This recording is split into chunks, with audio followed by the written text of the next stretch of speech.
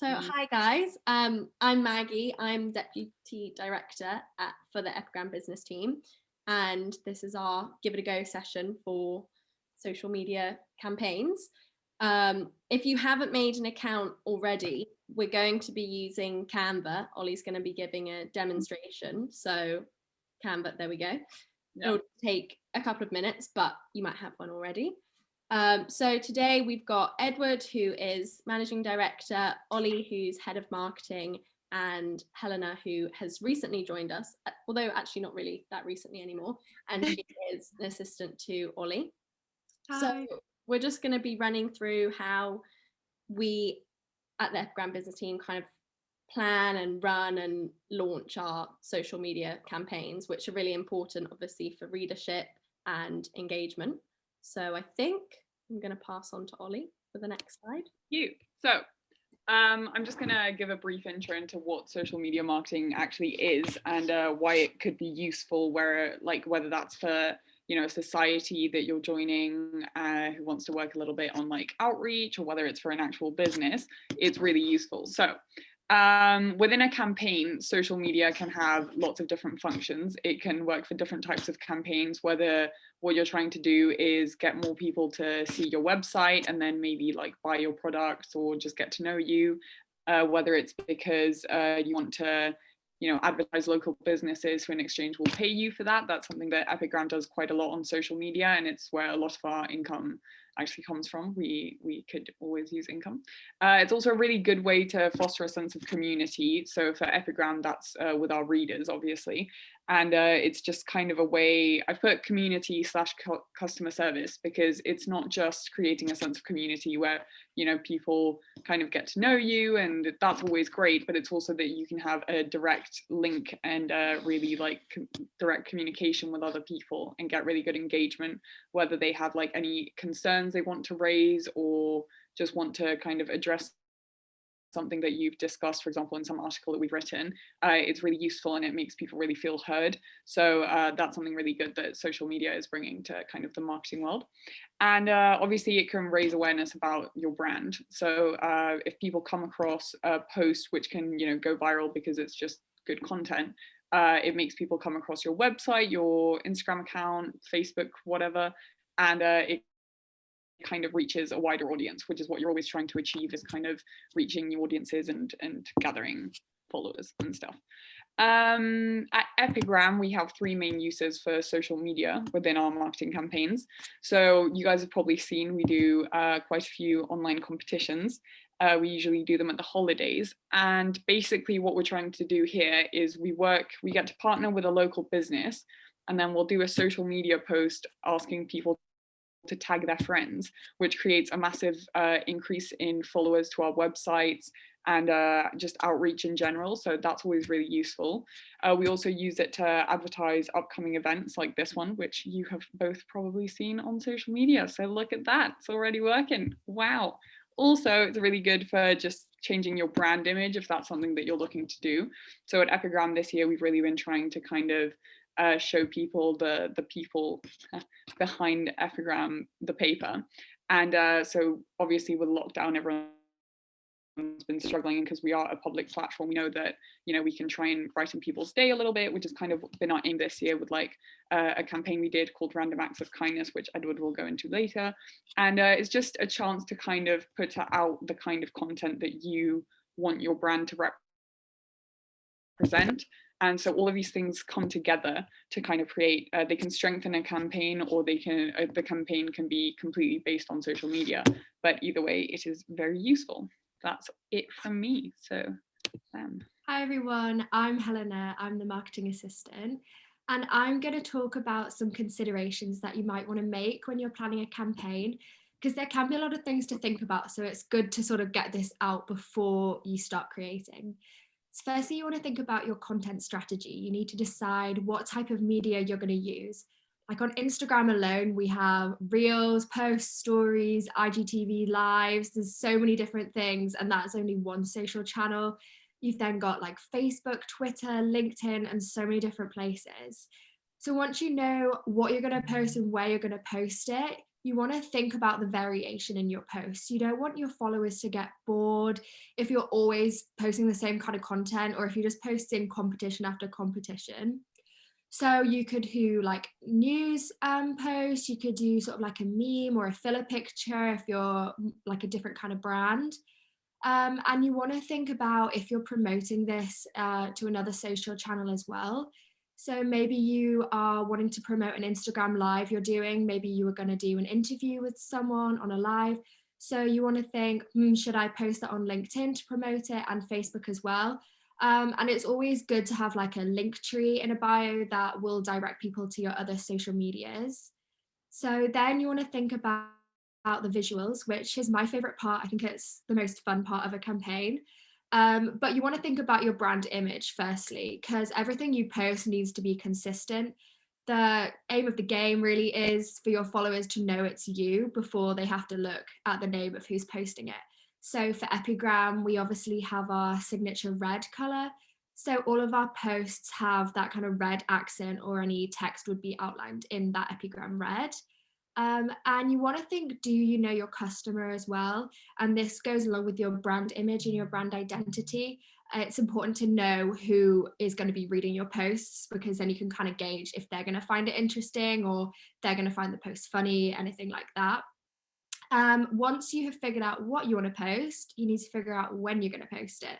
So time of day for each social is very different, but you can look at your engagement and algorithms and stuff like that to work it out. But I would say it's different for each social. So for Instagram, people are scrolling maybe like after dinner, before bed, but LinkedIn, they're not doing that. It's probably during the day. It's all different things that you have to consider. And you want to think, are you going to be posting the same content on the same socials at the same time? If you had like a 1-day sale or something, you're going to want to post that on all your socials at the same time so that as many people see it as possible. And then you just want to consider how often you're posting as well. You don't want your followers to forget about you, but you also don't want to be spamming them all the time, because that's just annoying and it's going to drive people away. So there are quite a few things to consider, but I think it just comes more easily with time as well. And you can see what works by looking at the engagement, which Edward is going to talk about now. Oh, sorry, I forgot. I've got a good example. Sorry. I thought that this would be quite fun, because you probably have seen Epigram's Instagram. So I thought I'll use a different brand, which is one of my favorites. It's called Glossier. It's a makeup brand. But I literally just took this screenshot from their feed, and they have such a good variation in posts. So they've got like a news post there, they've got a reel, they have some filler pictures, they have influencer marketing, like a meme picture, and a promotion post for a free product. But even their filler pictures or videos, they're still relating back to the product. So you wouldn't just think like it's a random page when you see it on your feed. They have such a strong brand identity, and I think that's a really good example of a brand that does it well. Okay, there you go. Awesome, thank you. So yeah, I'm Edward. I'm the managing director of the business team, and I just wanted to outline a little bit about why really you would want to run a social media campaign as a social media marketer.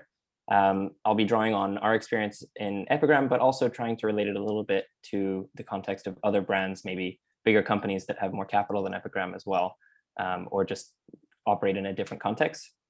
And so the first of the 5 that I've outlined, although it's not limited to these, is a seasonal promotion campaign.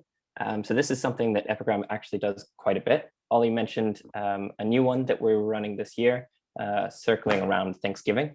And on the Croft, we posted, I think, 7, it was 1 per day for a week, random acts of kindness. And that was trying to sort of create a light in sort of the dark tunnel that was lockdown, that continues to be locked down. And it really was a great way to integrate that engagement that we get with those posts with the editorial side of our paper as well, because we were able to, at the end of 2020, basically collect nominations from people asking who they were grateful for, their friends that they were grateful for, and then we could actually showcase them on the newspaper as well. So it shows kind of the power of communicating with your followers and being able to promote the things that they say as well with our editorial power, as Epigram's goal is really to boost the voice of the students. And so many retailers use seasonal promotions.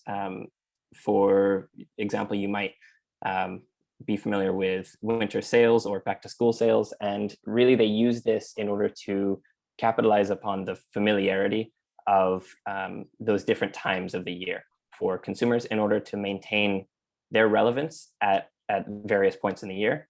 And Epigram does this for Halloween, Christmas, and Valentine's Day, and we continue to try and experiment with creating new rituals and habits throughout the year, including Thanksgiving and maybe even Easter this year as well. So the next one, let's just go to that, product launch. If you could click, thanks. So the next product launch campaign is used to promote a new product or service, as it sounds, that's on offer, and it's usually used by retailers or restaurants and cafes to motivate their customers to come in and try their new menu items. So on the right, you can see an example from Pret, their Instagram page, around the time that they were launching their subscription service in September of last year, which was really popular. And you can see that they are sort of building hype around it with each new post leading up to the day of the launch of the service. And interestingly enough, on the very top left, you can see that they actually integrate this with a seasonal promotion campaign where they release, it's a well-known product launch that happens seasonally, which is the pumpkin spice latte, pumpkin spice coffees that a lot of coffee shops rely on, and a lot of coffee consumers actually get excited about around the time of Halloween as well. So they did a great job of combining those two approaches. And I think Pret in general as a brand is great at maintaining brand relevance and keeping people excited at different points in the year. I myself really like their Christmas sandwich, and I know that that only is available from November and December. So, I mean, whenever it's that time of year, I'm probably going to be found in Pret as well. Next campaign that we have is the brand awareness campaign. And this is probably the most common reason for a company or a brand to want to engage in social media marketing. And it's to really get people to understand what their brand is about and get more people to really recognize their name as well and what they stand for. The great thing about social media is that it offers brands a more personified approach a more personified approach of marketing themselves. The same way that you kind of attach a personality to your friends, you actually can now start to do with other brands. And so we're seeing more brands act like normal people on social media. If you've been on TikTok lately, you might have seen Ryanair has a really great account there that has now grown into huge popularity. And really, it's just one young social media marketing manager basically running the account and commenting on the latest memes, but they're all plane related somehow. He's impressive. But it just shows the value of sort of having that youthful outlook in a social media marketing team. And it can be really valuable for a brand as well. It can be a great way to enter into a younger demographic, but also is a reason that brands might seek out younger talent as well for their teams. So you can also see Burger King throwing shade at McDonald's by replying to a Kanye West tweet. I mean, there are kind of no rules that I've learned for brands operating on Twitter. And then on the other side of things, there's also a really great aspect of social media in their influencers.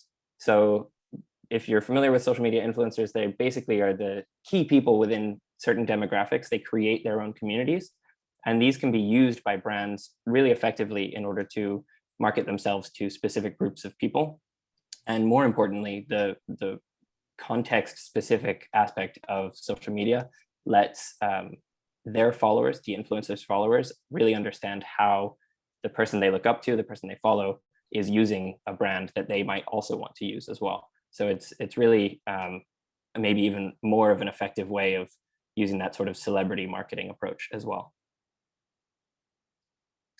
All right, the fourth one that I want to outline, and this is a very popular one for Epigram, is the contest marketing. I mentioned a little bit about the Halloween, the Valentine stuff, and you can see we also have given away a vinyl record this year. So we kind of we're trying to incorporate these giveaways, these contests with the larger editorial vision of Epigram.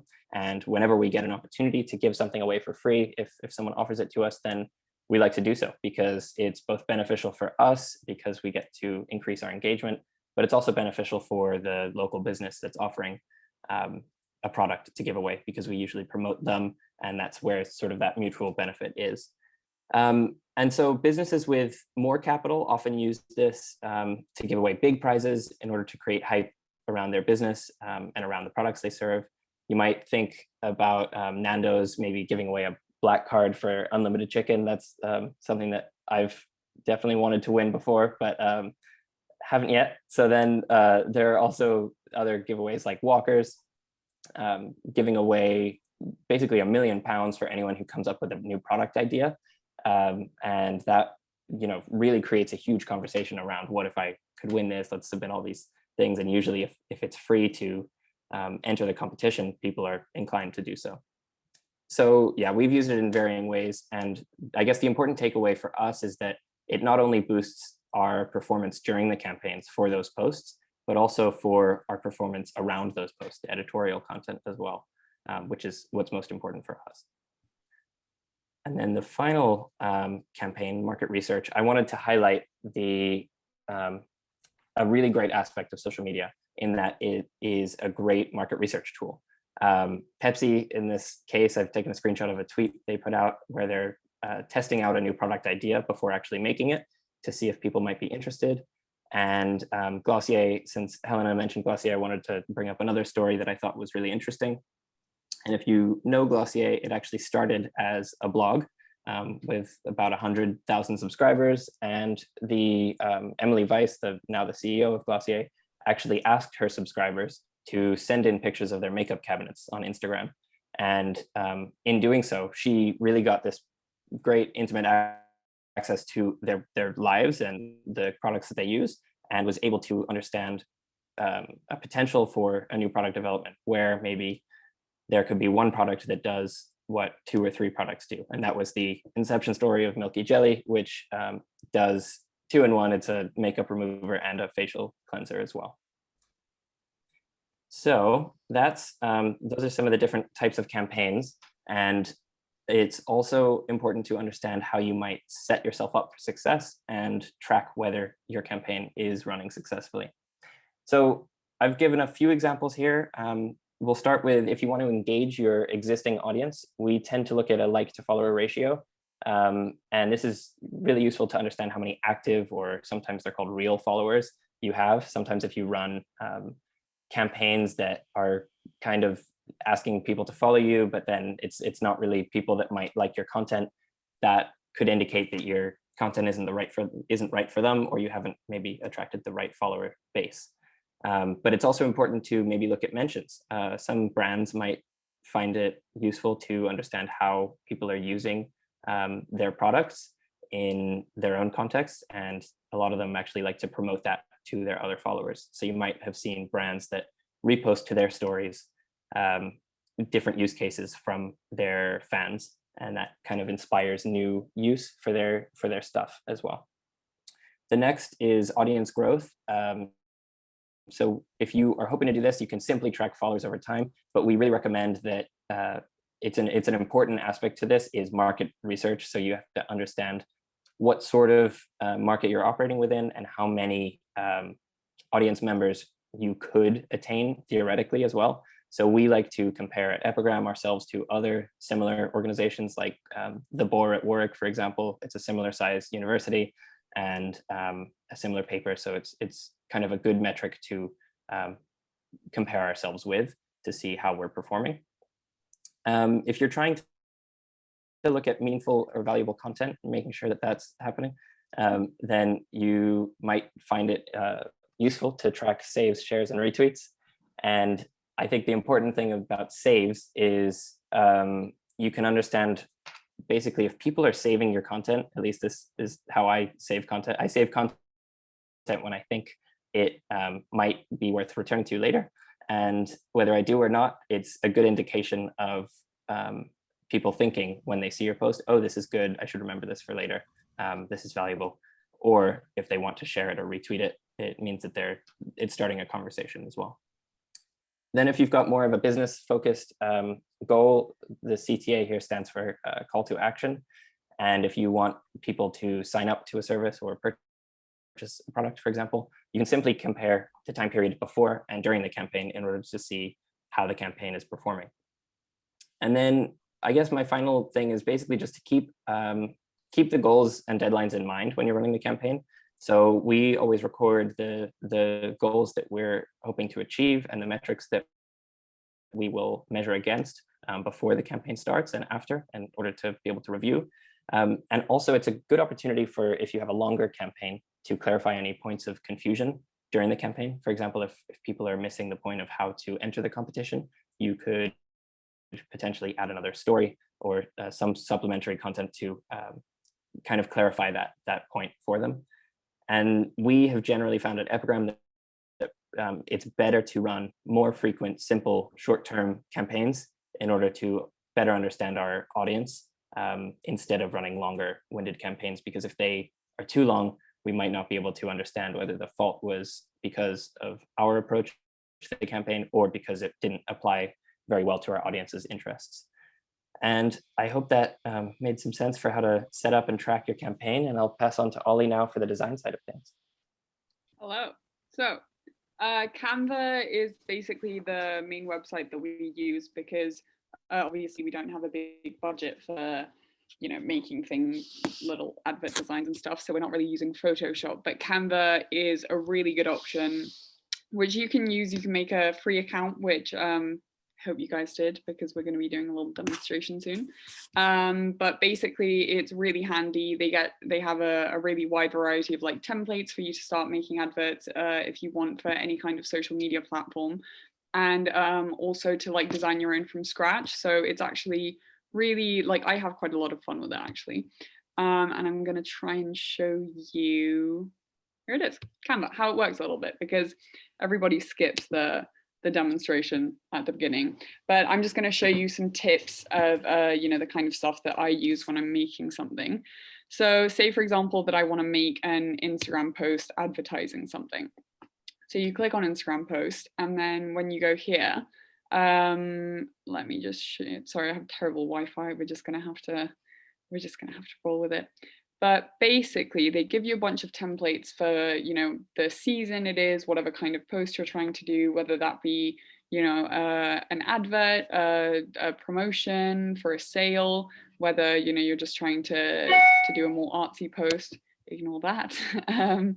So basically what's really good about this is you can either start with a template, delete parts of the post that you don't like, make it a little bit more fitting in with, you know, whatever it is that you're, oh, I don't even know what I'm changing here. Let's see, there it is.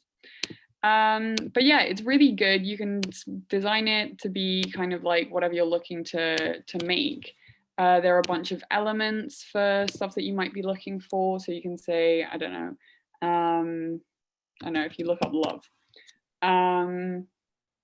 Cool, so now you got a little person there.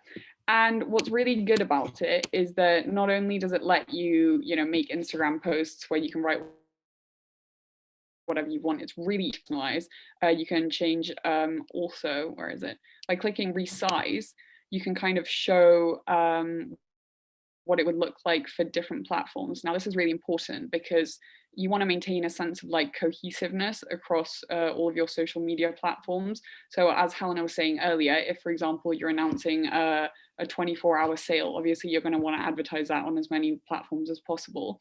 And so what you would do is make it, actually not a Facebook event cover, you would resize it into a Facebook post and an Instagram story, for example. Now, it doesn't do it for you, but the good thing is it gives you all the elements that you've used. And so what you need to kind of practice doing is rearranging them into looking, you know, aesthetic in a different sized post. So sometimes it works pretty well, but other times, as you'll see, it does kind of fit quite strangely. So the trick is to kind of see, so that looks quite different to the first one we had. Where is it? Here he is. So basically, what's also really fun about this is you can animate things. For example, instead of these two, let's put a video of, I don't know, pancakes. I am slightly hungry, so please forgive my choices. So yeah, basically, you can put a little GIF in. This is ugly as hell, so like this wouldn't be going anywhere. Okay, let me just make that clear right now. I'm just trying to show you the different elements you can play around with. And they've actually got a really good selection of anything you want, really. You can make any kind of, you can look anything up and they've got some form of it. This also isn't sponsored. I just really like Canva. It's just very useful. So yeah, you can also animate your Instagram stories. And this is where I tend to have a lot of fun, because the good thing is with Instagram stories is they tend to have kind of better engagement, as in, you know, you've got that option to swipe up and take people straight to your website or to subscribe to something. And as soon as it's much easier to do what Edward was saying, which is the call to action. So if you look, a call to action would be, for example, swipe up. You're kind of calling them to do something. And on this type of, you know, Canva design thing, they've got loads of different options like that to match whatever vibe you're going for. Whether it's like something a bit more professional for LinkedIn, a bit more silly for Instagram or whatever, you can just, you know, let's see. Click swipe up there. And then, where is it? So if you want to animate your post so that the things come in parts, it makes it a little bit more interesting. Let's watch it. Oh, well, that did nothing.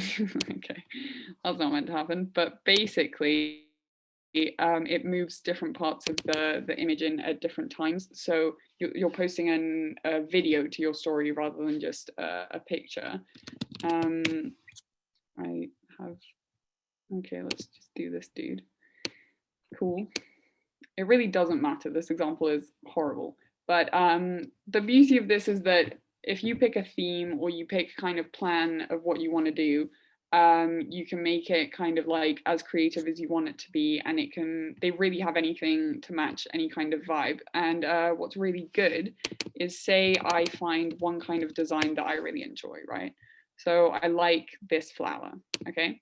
And it can show me, okay, well, that was a bad example, but usually it'll give you magic recommendations, which are designs by the same artist, because what they do here basically is they use artists to kind of upload designs to make your posts a lot more aesthetic than something you could achieve normally on Instagram.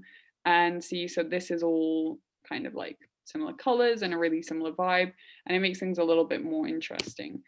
And then finally, I'm going to try and see if the thing works now. And if not, you're just going to have to imagine it. I don't know if you can see, but see if I hover over that, it kind of jiggles and that kind of swoops in. So that's what they're meant to do. There he is. Okay, well, that's my beautiful post that I've designed for you. Good God, it's horrible. But anyway, it doesn't really matter, because the point is, you just kind of design whatever it is that you're looking for in a, oh, where did you go? Oh God, I'm really bad at this. It makes it a little bit easier to kind of see what you want to, where you want to go with your advert and your post. And what's useful is, as I said, being able to maintain that kind of cohesive aesthetic across all of your platforms, which is ultimately what you're looking for. These are some examples of things that other people have done. And the variety is massive. None of these are templates right now, but you can make them really easily, because that one, for example, you just pick a background color, pick some text there, you choose a lemon, and then you just copy paste it everywhere. And it looks really good. So as long as you've got kind of like a creative eye, Canva makes it really easy for you to do whatever you really want to do with it. So yeah, it's up to you, and the world is your oyster. Anyway, so this is kind of a task that we're setting you guys. It's optional, but we kind of recommend you do it just to kind of get used to using Canva in a way that would be a little bit more realistic. So let's see. We basically, the task is that your favorite restaurant or cafe in Bristol is reopening after lockdown, so hey, exciting times. And so they're going to be running a promotion to try and get students to come back to their cafe, and they kind of want to stand out above other cafes that are obviously reopening at the same time. So you can kind of decide whatever you want that to be, the promotion, whether that's a student discount, there's a new menu item, deals on drinks, whatever. But they have some kind of promotion, and what you have to do is to design a really exciting social media post, whether that's Instagram or Facebook, which announces this. So basically, using Canva, we'd like you to design, I've said Instagram posts, but again, it can be either, to advertise the business's reopening and their new promotion. So what's important here is that you'd have to say the day that they're reopening, quite important, what the promotion is, obviously the name of the brand, and restaurant or whatever. And then what we would like you to do is to reformat the advert as I showed you. I can show you again if you didn't really catch how to do that, but there is a button that says resize, that lets you pick the kind of format you want it to be in. And it does give you examples for like Instagram and Facebook, but it can also let you design a size of your own, whatever you want it to be. So yeah, that's what we'd like you to do. And what you need to remember is that it's for students. So you kind of have to think that that's your target audience. What is a student going to see on an Instagram post that's going to make them stop and kind of be interested in that over a different restaurant or cafe? So think exciting colors, fun. If you want to throw a meme reference in there for some reason, like that always is fun. But yeah, that's it. And we're not going to make you do it right now because that wouldn't be very sociable. But if you want, you can do it in your own time and send it in to me. You've got a week to do it if you want to. And this is the email. It's marketing.epigram@gmail.com. And I'll give you feedback on how you could make the post a little bit more engaging, which parts worked really well, maybe what could be improved a little bit. And yeah, that is pretty much it from me. So if anyone has any questions, feel free to put your mics on and ask. We've recorded this, and I also have your emails from when you signed up. So I'm happy to send you guys the slides if you want, and also the recording if you're interested in that as well. And also just to say that we are opening applications for the business team for next year in the next few weeks. So those are going to be posted on all our social media channels. So I assume if you guys are here, you're probably following them already. But if you're not, that is where it's going to be posted. If you're interested, I think basically every position in the business team is up for grabs next year, as far as I'm aware. Yeah, we're all graduating. We're actually really in demand. You guys you should fight for these. Very exclusive. But no, if this is something you'd be interested in, then just look out for those, and there'll be more information on how to apply. Are there any questions? Could you fill us in a bit more on what the positions actually are? Like, I know nothing about them really. So yeah, what do you do in your roles? Sure. So here, I'll take over just because I'm going to be leading the hiring soon. Basically, the business team runs a few key functions for Epigram, and that includes marketing, which we've basically explained a big part of that today to you. The other part of marketing is events, but that this year has been less popular than the social media side of things. Events are actually a really great part of Epigram, but hopefully will be a greater part of it next year. And the year before, we threw a Media Societies ball, which we worked with UBTV and Burst Radio, and we had a really fun 1920s themed party. So those are like the kinds of events we do. A Christmas formal, we do stuff like that. But marketing is, yeah, as Edward said, kind of what we explained earlier in the presentation. It's really fun, and I really recommend it. Please apply for my job. I need someone to take over. What's your job? Sorry. My job is head of marketing. You're head of marketing. Okay. It is very fun. Right. So yeah, we have like heads of each function. The functions are finance, marketing, and we actually just introduced alumni as well this year to try and create alumni relations. And then there's also ads and sales. Ads and sales is an important part, kind of works with finance of keeping the paper running. They basically are the ones who talk to businesses and secure promotional deals and everything for us, that earn us money and keep us running and being able to print. So yeah, but for finance manages all of what it sounds like. It basically manages the budget and can also apply to grants that we might need throughout the year.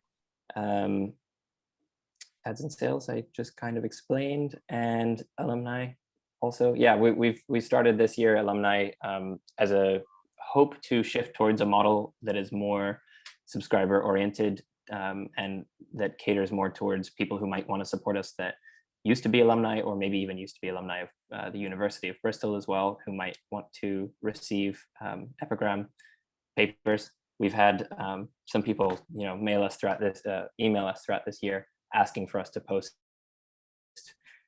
papers to them because they want to be, more connected to the university. So that's why we've created that function. But all of the more detailed information about those jobs, because they'll be switching a little bit next year, will be posted on the social media soon, as Maggie mentioned. But genuinely, business team is really fun. Nobody knows it. We are the unsung heroes of epigram, I will just say, but it's great. It's a little family. Editorial is much bigger, so there's many more people and they work in smaller teams and stuff like that. But business, we're one big family, one big happy family. Yeah. So we have meetings about once a week where we kind of get together, discuss what each team has been doing. And we have a meeting with editorial to kind of discuss if we have new ideas coming and stuff like that. But yes, I would recommend. It's really good for your CV, and I've actually learned a ton with it.